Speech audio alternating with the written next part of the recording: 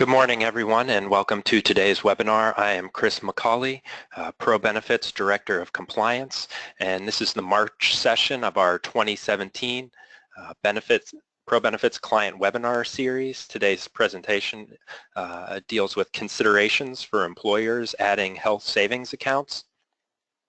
In the interest of time, I'm not going to take live questions today, but you're always welcome to submit your questions via email, Christopher@ProBenefits.com. Again, Christopher@ProBenefits.com for questions submitted by email. As always, all registrants will receive a copy of the slides and the recording and following the presentation. And since we're going to try to do this in about 15 to 20 minutes, I'm just going to jump right into the material. Today we're talking about health savings accounts, HSAs, and just a quick background, the basics before we get into the considerations. HSAs are trust or custodial accounts that are essentially used as a vehicle for paying for eligible medical expenses pre-tax. All contributions, growth, and distributions from HSAs are tax-free, assuming they are used for eligible medical expenses. One difference regarding HSAs as opposed to FSAs and HRAs is the HSA is an individual account. Those of you that are familiar with FSAs or HRAs know those are employer accounts. Essentially, the account and the money in the account belongs to the employer until the money is used to reimburse expenses for the individual. That's not the case for HSAs. HSAs are individual accounts. The bank account belongs to the participant. No employer participation is even needed in order to open an HSA account, but oftentimes employers are involved. Contributions to the HSA are non-forfeitable as it relates to the individual. So if the individual terminates employment, they take the account with them. That money belongs to them. And also, most of the compliance responsibilities relate to the individual account holder. We're going to talk about some responsibilities that fall on the employer, but for the most part, most of the compliance responsibilities of an HSA relate to the individual themselves. So with that quick background in mind, I wanted to list a few considerations here that employers may want to consider when adding an HSA to their benefit package. By far the biggest consideration, the primary consideration, is eligibility and ensuring that employees are actually eligible to contribute to HSAs. That's all I'm going to say here because most of the rest of the presentation is dedicated to talking about HSA eligibility. Once an individual is eligible and an employer has added the HSA as part of the benefit package, the employer wants to decide how contributions are going to be made to the HSA account. So either the employee can make contributions or the employer themselves can make contributions to the HSA on the employee's behalf. The employees are permitted to make their own contributions through the Section 125 plan pre-tax. So that's one option, is to allow employees to make pre-tax contributions through the 125 plan. And employers, again, are also permitted to contribute to the HSA as well. They can do it through the 125 plan, in which case non-discrimination rules apply, or they could do it outside of the 125 plan, in which case there are strict comparability rules. Essentially, if the employer is going to make contributions outside of the 125 plan, they essentially need to make the same contributions for all similarly situated employees. So that's how the contributions are made. There are also contribution limits, which the employer and employee want to be mindful of. There are annual limits for 2017. $3,400 for an individual, $6,750 for a family that is eligible, that is HSA eligible. Eligibility is determined monthly, so generally those limits should be prorated if an individual is only eligible for part of the year. So that's the default, is if someone is covered for 6 months of the year, they can make 1/2 of the annual maximum limit. There is a large exception which is outside of the scope of today's discussion. That exception deals with someone that is eligible on December 1st of the year, and potentially even if they are only eligible for 1 month beginning on December 1st, they could make the full maximum contribution limit if other requirements are met. So generally contributions are determined monthly, but there could be a large exception, and just keep that in mind. In addition to contributions, there are recording requirements for both the employer and the account holder. The employer is required to report all contributions made either by the employee through the 125 plan or by the employer on the W-2, and that specifically goes in box 12 and is coded W. The account holder, the individual themselves, also has reporting requirements. That comes in the form of Form 8889, which is attached to the individual's 1040 when filing federal income taxes. And the last thing, the one additional consideration is obviously the distributions, how the individual gets the money out of the account. They can withdraw that money tax-free for any eligible medical expenses. So anytime there's money in the HSA and the employee or the individual incurs an eligible medical expense, they can withdraw money tax-free to be used to pay for or reimburse themselves for those medical expenses. If they are not used for eligible medical expenses and the money is withdrawn for another purpose, generally those contributions lose their tax-favored status, and potentially penalties could apply as well.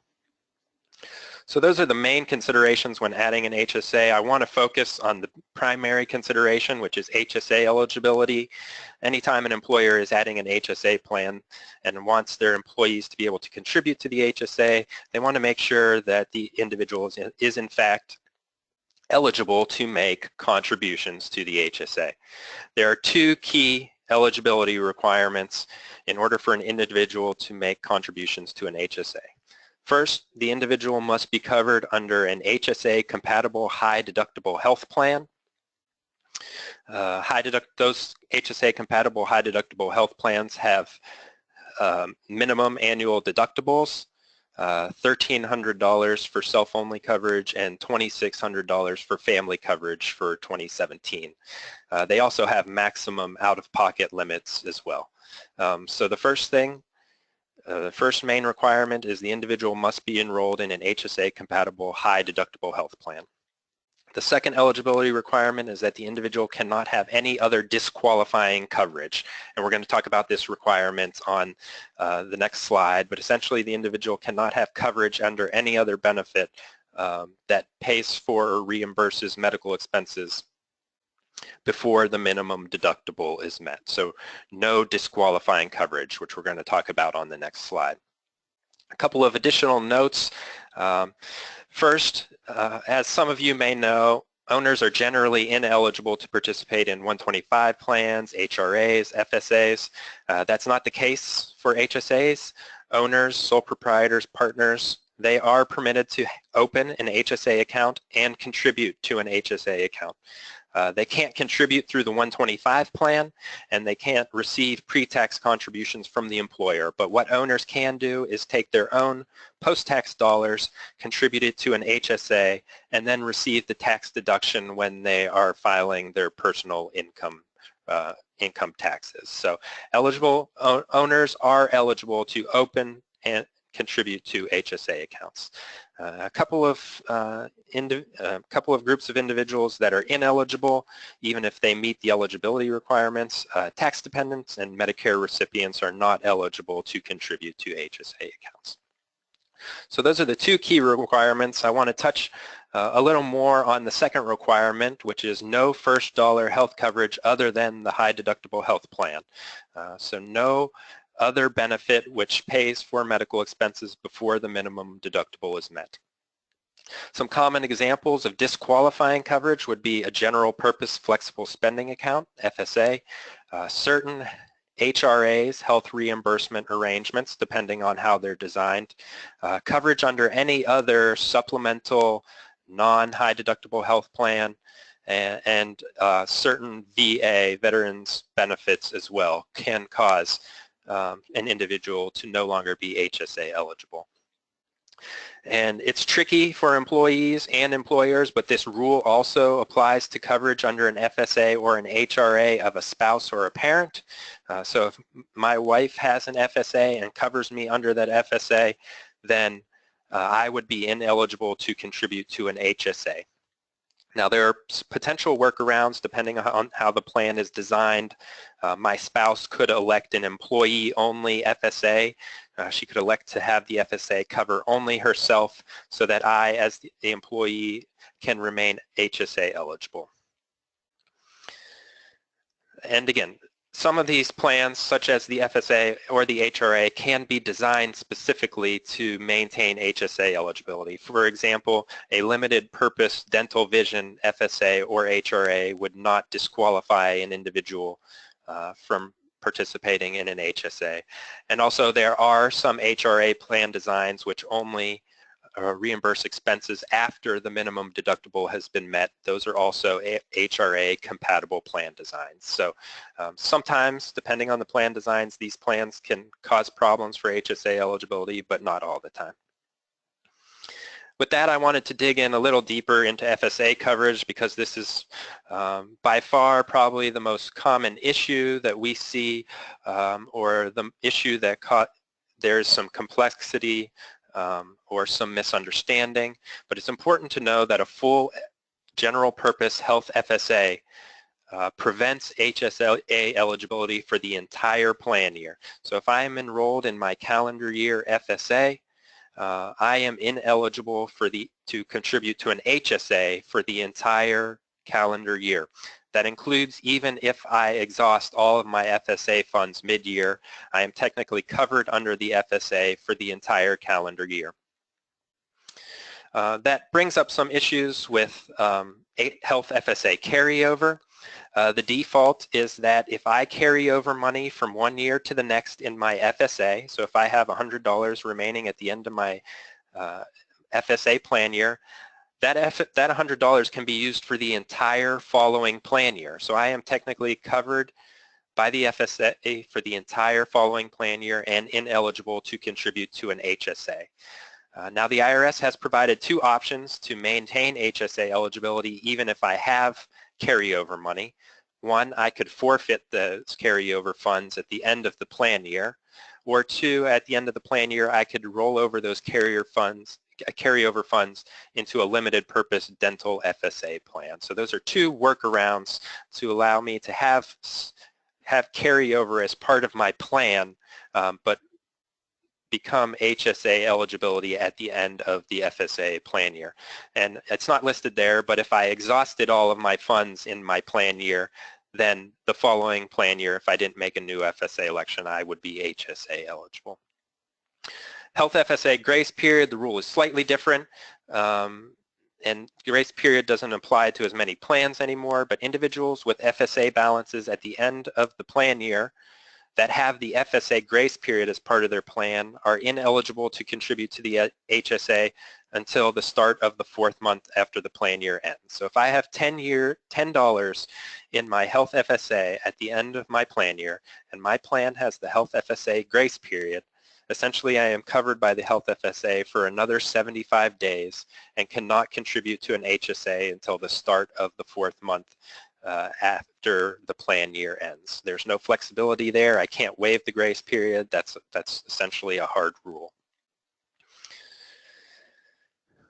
So with that FSA information in mind, a common obstacle or challenge that comes up is when an employer wants to add an HSA to their plan mid-year, mid-FSA plan year. So if the FSA plan year and the medical plan renewal do not align, potentially there are some challenges with adding the HSA. So here's an example.